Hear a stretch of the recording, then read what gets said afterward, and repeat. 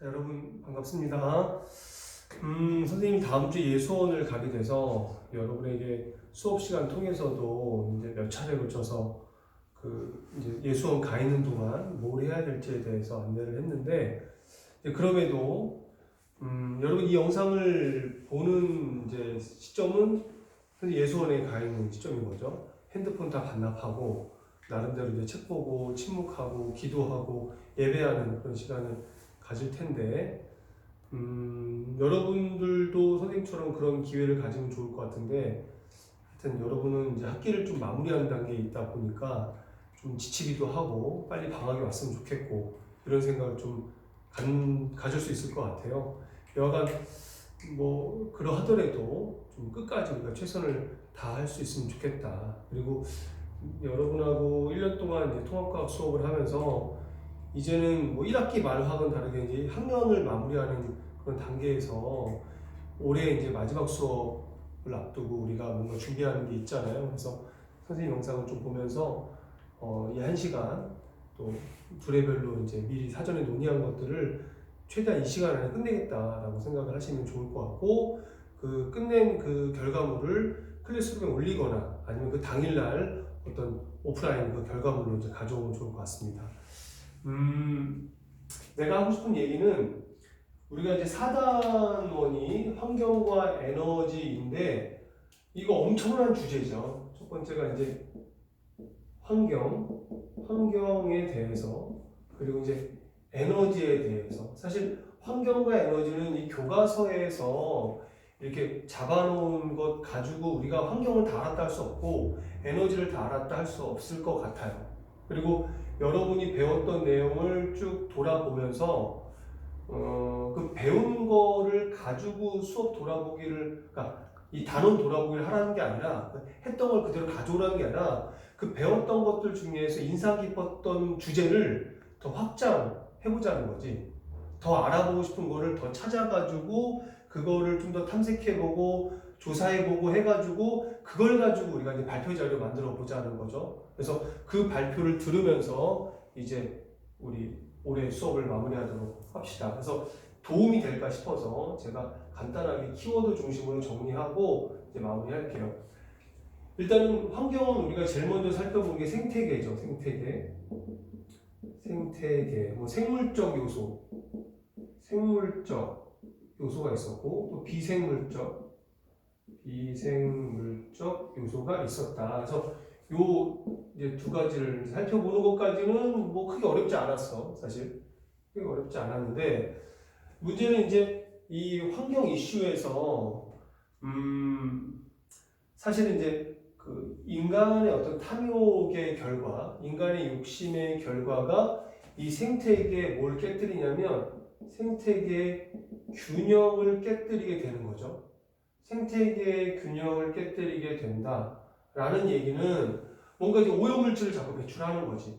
특별히 우리가 살펴봤던 거는 그 오염물질 중에서 대기의 오염. 사실 우리가 이제 호흡을 할 수밖에 없는 존재이기 때문에 대기 오염은 훨씬 더 체감적으로 이렇게 잘 이렇게 다가오는 부분이 있는 거죠. 뭐 가깝게는 뭐 미세먼지. 거의 미세먼지는 우리나라의 그 봄철에 거의 굉장히 취약하죠. 미세먼지.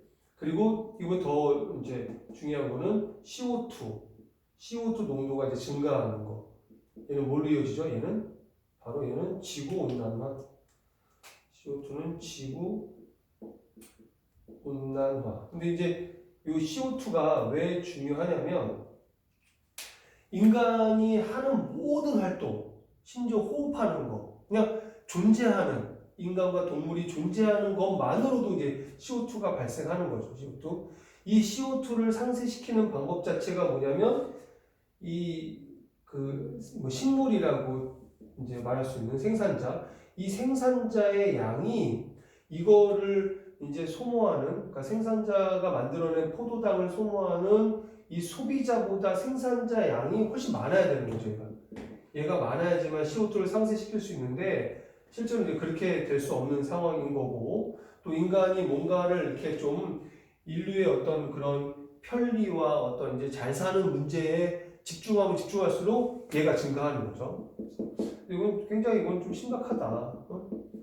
이거는 우리가 편리함을 추구하면 추구할수록 이 문제는 증가한다.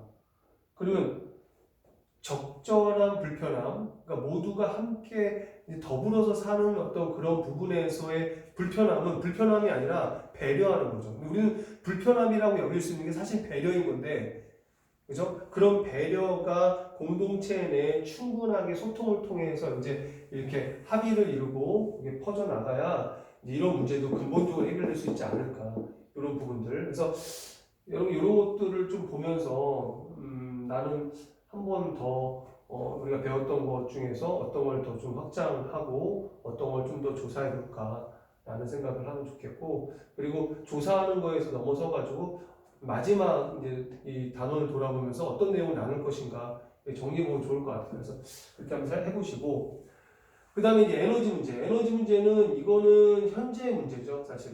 이거는 현재 문제이면서 미래의 문제다. 그 문제의 핵심 뭡니까? 문제의 핵심 바로 이게 이제 고갈되는 거죠. 석탄 에너지, 석유 에너지. 석유 에너지의 고갈이죠. 그럼 이 석유 에너지, 그러니까 화석 연료죠. 정확히 얘기하면 화석 연료.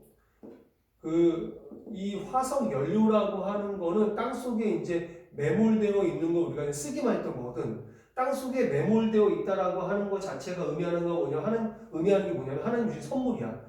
하나님이 주신 선물이 이제 고갈되는 거죠. 다 쓴 거지. 그죠? 다 사용됐을 때는 또 이 선물, 이 화석연료 자체가 굉장히 사용하기 좋고, 이 화석연료로 인한 혜택을 우리가 너무나 이렇게 많은 분야에서 누리고 있기 때문에 지금 이것이 고갈될 거라 생각을 못 했던 거지. 근데 이건 반드시 고갈이 됩니다. 적어도 선생님 때나 여러분 때까지는 좀 남아있을지 모르겠는데, 여러분 후손 세대는 이건 더 이상 쓸 수 없는 이제 에너지원이 되는 거죠.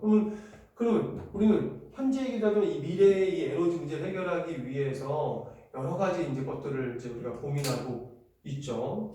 그래서 뭐 사실은 뭐 화석연료의 대체인 현재의 원자력, 핵분열이랑 원자력. 그리고 원자력도 이제 문제가 있잖아요. 핵연료, 뭐 방사능 물질을 처리하는 거랄지, 아니면 원자력 발전소가 파괴가 되면은 여러 가지 문제가 있잖아요. 그래서 여기서 나아가서 이제 미래의 이제 에너지로서 이제 핵융합, 그리고 뭐 수소, 연료, 전지, 또 재생에너지 계열에서 태양, 태양열, 그 다음에 뭐 풍력, 이런 것들을 어떻게, 지금은 사실 이게 상용화된 기술들은 아니에요. 그러니까 보편적으로 쓰는 건 아니죠.